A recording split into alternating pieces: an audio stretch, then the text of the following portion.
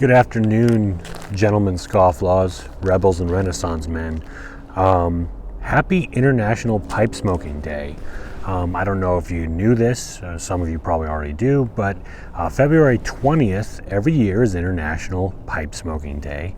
And it's basically just a day to celebrate pipe smoking and to sort of, it sounds ridiculous, but sort of raise awareness about kind of pipe smoking and the hobby, and to get out there in the wild and do it.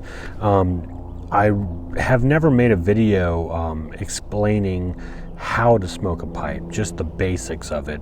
So I decided to do that today, especially for some of my friends that are just getting into it and want to learn how to do it. I'll make it sort of brief and try and make it as simple as possible. First off, pipes are not cigarettes. Just keep that in mind. They are not a nicotine delivery system. Even though there's nicotine in it, you're not inhaling it into your lungs, and it's something to be sipped and enjoyed, and it takes time to do. So just plan, if you're going to do this, that you've got some time to yourself, and that you'll be able to relax and kind of enjoy it. So you'll need basically three things to get started. You'll need a pipe, you'll need some tobacco, and you'll need soft flame lighter. So like a Bic, Zippo, matches, that sort of thing. First off, a little bit of housekeeping here. This is my Design Berlin, kind of half-bent, I don't know if it's half-bent, quarter-bent Dublin pipe. I like it because it's kind of got this elegant, curve to it that's kind of gentlemanly, but it's also rustic and kind of almost a little bit asymmetrical. So I don't know, it kind of encompasses the gentleman scofflaw aspect. And this tobacco actually comes courtesy of Tanner over at the Briar Shop in Houston. He's a listener of our podcast, and we talked a lot about aromatic cherry tobacco on our channel, and made quite a few jokes for some of you that remember. So he made this blend. It's called the Virgin Cherry, and it's inspired by our podcast discussions. So that's kind of cool. I'll do a review of that on the podcast in a little bit when it comes back here, which is in March, by the way, so stay tuned for that. All right, so first thing you're going to do is you're going to take your tobacco,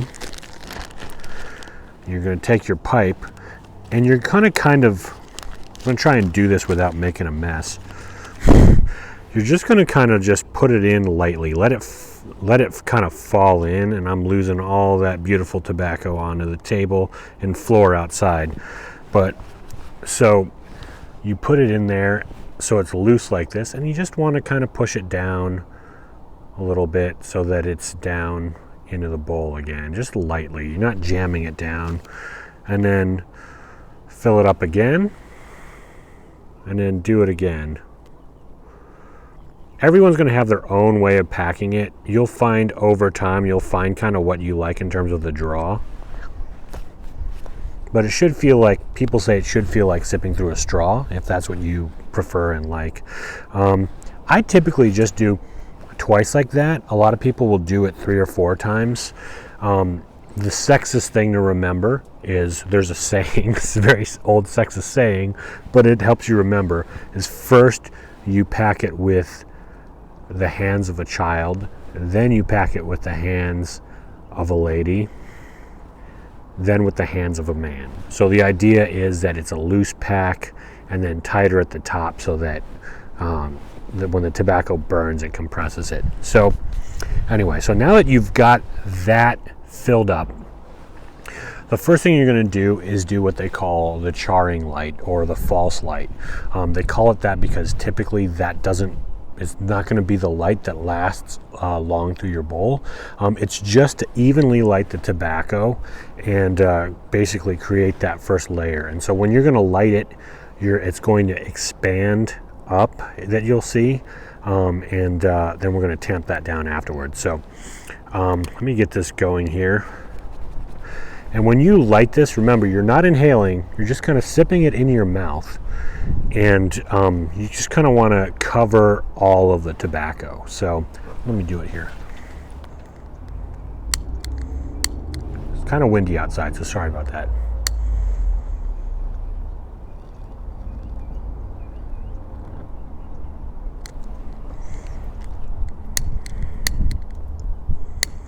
Sorry. Damn you, wind. This is why I prefer Zippo, but my friend is actually using my Zippo as a prop in a movie right now. So let me use this. There we go.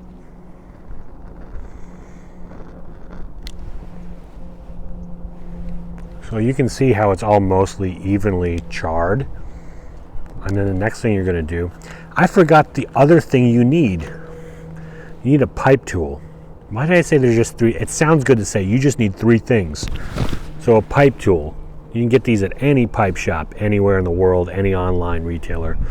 But the most important thing that you want on this is a tamp, because that's what, once the tobacco expands, you're going to want to press it down and just use the weight of the tamp. You're not jamming it down in there. You're just making it flat and doing it evenly all around. And you'll see it'll go out. It never stays lit the first time. So then you'll light it again.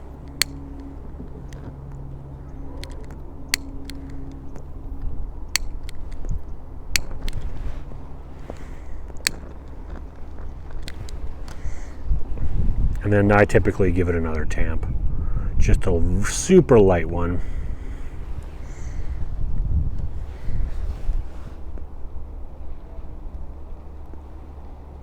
Now you're basically just going to sip on it slowly. Again, not cigarette, never inhale in the lungs. You're going to bring it into your mouth, kind of let it sit there, taste the kind of the flavors of the tobacco, and then just let it come out of your mouth. It's not like a cigarette where like not that kind of thing. You're just enjoying it, and it's kind of like a breath.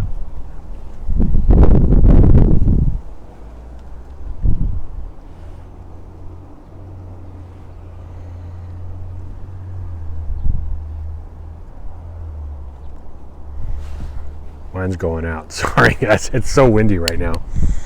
And I got talking.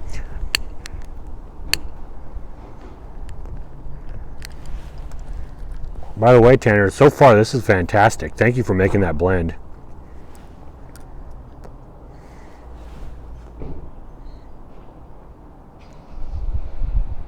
See, like that. You're going to sip it like that. And just enjoy it. Sit down, experience it, sip it. You might have to relight. There's no shame in that. It's not a cigar. It's not going to be bad if you have to relight it or anything. It's just relighting is part of the process. Especially if you get talking or you spend a lot of time between lights. It's going to take some time getting used to it. Now, keep in mind that pipe smoking takes a skill. It takes learning. It's one of those things. It's kind of like learning a musical instrument. You're not going to get it on the first try. It's going to take time. You're going to have to get into the rhythm of it, see what works for you. And the first time that you do it, it might not be enjoyable. Just for me, it wasn't. It took me a while to get into it, but once I did, it took me about a month after doing it a handful of times, and then I really started to enjoy it. The other thing that you're going to notice is that maybe the first tobacco you buy might not be the tobacco type of tobacco you like. There's thousands of blends out there made of different kinds of leaves that are cured in different ways. So you're just going to have to trial and error and see what you like and see what works for you. So anyway, hopefully that'll help you get started. And I am going to smoke the rest of this here. And it goes out. I thought it would go out because I was talking so much, but it stayed lit.